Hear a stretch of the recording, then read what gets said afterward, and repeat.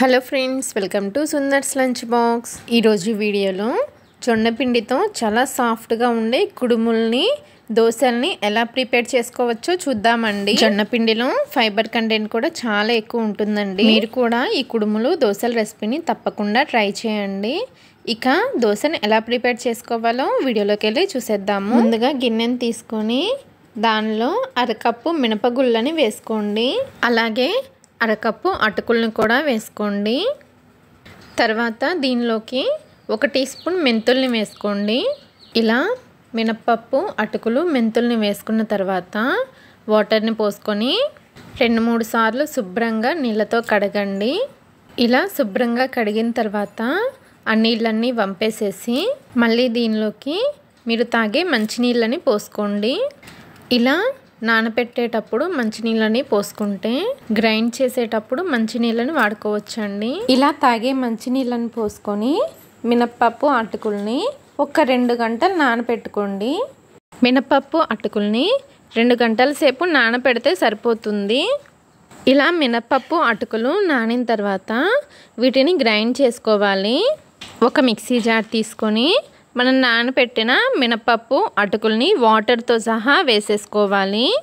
ఒకవేళ నీళ్ళు కనుక ఎక్కువ అనిపిస్తే తీసేసి మధ్య మధ్యలో గ్రైండ్ చేసేటప్పుడు యాడ్ చేసుకోండి. ఒకేసారి ఎక్కువ వాటర్ని కనుక వేసుకుని గ్రైండ్ చేసుకుంటే మనకి పిండి సరిగ్గా గ్రైండ్ అవ్వదండి. అందుకని వాటర్ని చూసుకొని యాడ్ చేసుకోండి. మినపప్పు, అటుకుల్ని వేసుకున్న తర్వాత రుచికి సరిపడా ఉప్పు వేసుకొని ఈ పిండిని బాగా మెత్తగా గ్రైండ్ చేసుకోండి. ఇక్కడ నేను గ్రైండ్ చేసిన తర్వాత చూపిస్తున్నాను చూడండి. ఇలా మెత్తగా గ్రైండ్ చేసుకోవాలి. ఇలా పిండిని మెత్తగా గ్రైండ్ చేసుకున్న తర్వాత దీనిలోకి 2 కప్పుల వరకు జొన్న పిండిని వేసుకోవాలి. అరకప్పు మినపగుళ్ళు, అరకప్పు అటుకులు కలిపి 1 కప్పు అయినాయి కదండి. అందుకని 2 కప్పులు జొన్న పిండిని వేసుకోవాలి. జొన్న పిండిని వేసుకున్న తర్వాత కొద్దిగా నీళ్ళని వేసుకొని మినప్పిండిలో జొన్న పిండి కలిసేలాగా ఒకసారి స్పూన్తో కలుపుకోండి.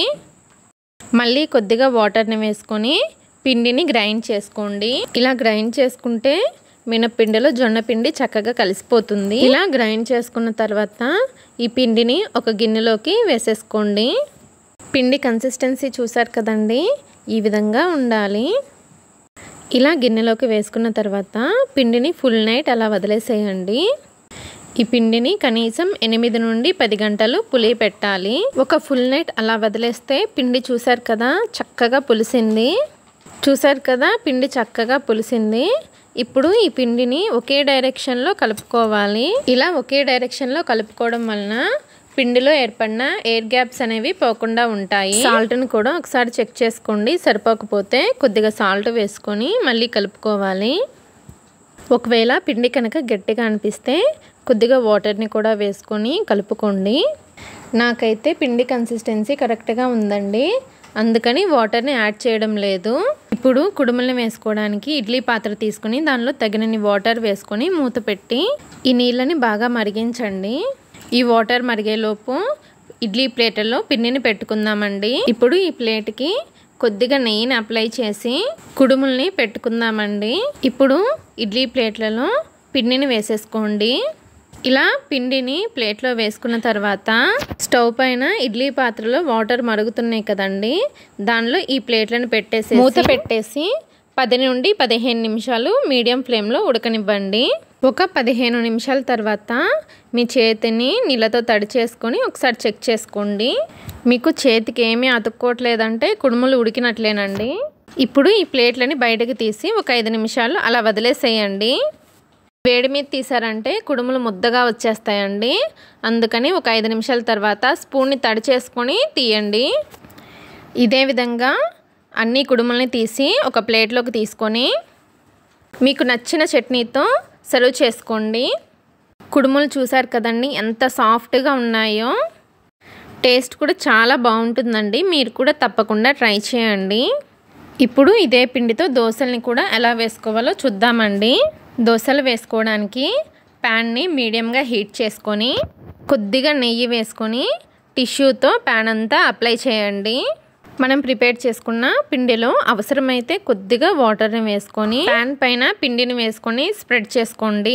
దోశని స్ప్రెడ్ చేసుకునేటప్పుడు మంటని లో ఫ్లేమ్లో పెట్టుకొని స్ప్రెడ్ చేసుకోండి. దోశని వేసుకోవడం పూర్తయిన తర్వాత మంటని మీడియం ఫ్లేమ్లో పెట్టుకొని దోశ పైన పిండి ఉడికిన తర్వాత 1 టీ స్పూన్ ఆయిల్ని వేసుకొని ప్యాన్ని అటు ఇటు తిప్పుతూ దోశ మొత్తాన్ని కాల్చుకోవాలి.